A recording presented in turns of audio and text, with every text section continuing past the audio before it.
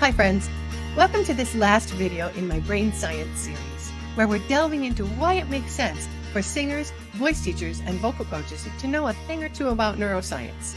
Your brain sings before you do, and if you have even a little understanding about why that matters, it can make both singing and coaching a whole lot more enjoyable.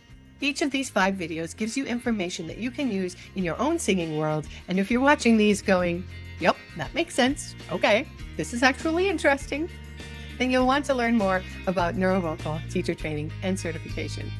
I'm Meredith Colby, author of Money Notes, How to Sing High, Loud, Healthy, and Forever, and creator of Neurovocal for Popular Styles, a way to approach singing for all the styles we sing into the microphones that is based on brain science.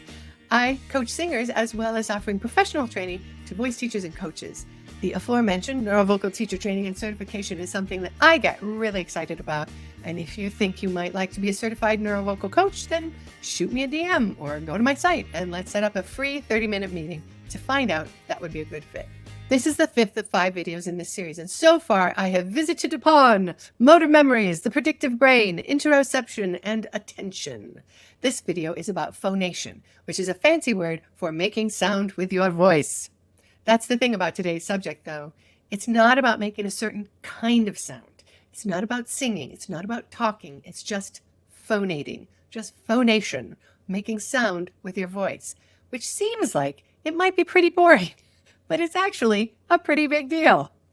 What I have found in my work with neurovocal is that there is a sneakily powerful tool in developing the ability to simply phonate, to simply make a sound with your voice in which you are discovering or experiencing the outcome rather than trying to create the outcome. It's not always the easiest thing to do, and we have some terrific tools to help people get there. Phonating without singing is one of those tools that voice teachers and vocal coaches use a lot. They ask singers to make noises, to make sighing sounds or yawning sounds, or to mimic a siren, all kinds of sounds like this. So these are all sounds that are neither singing nor talking. And you may have found these to be really effective in your studio.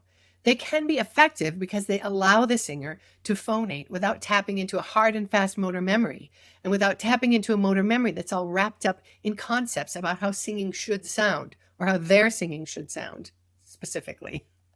What I've heard from voice pros is that sometimes these noise-making techniques really work well, but most of the time the results aren't very reliable. And that's not because they're not great tools, they are. The results can be unreliable because in this context, they operate more like standalone techniques rather than principles of an integrated system. Okay, so now I'm going to refer back to the other videos in this series. So if you've watched them, you're all good. And if you haven't, you can go back and watch them. But when people learn how to use attention to teach their brains how to predict for a specific interoceptive experience of their voice, things change. The brain follows the feeling that follows the brain.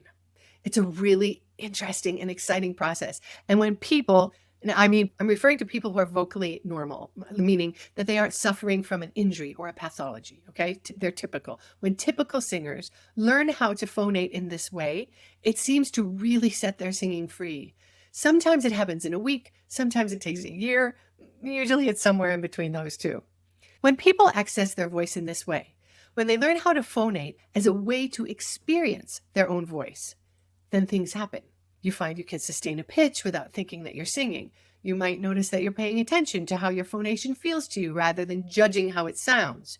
You'll probably notice that you don't have to think about your breathing because your muscles of respiration, or what voice teachers often call support muscles, are just naturally engaging all by themselves. And most importantly, for singing all the styles we sing into microphones, this approach keeps you focused on your own internal experience of your voice, which makes amplified situations much more sustainable for singers and seems to empower singers to make different and more personal choices than they might otherwise have.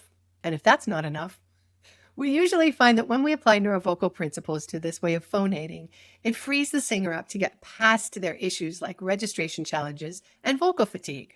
I hope you've enjoyed this series, this introduction to singing and brain science. If you have questions or would like to learn more, please feel free to reach out to me or visit my site at neurovocal.com. I'm Meredith Colby. Thanks for being here with me and have a great week.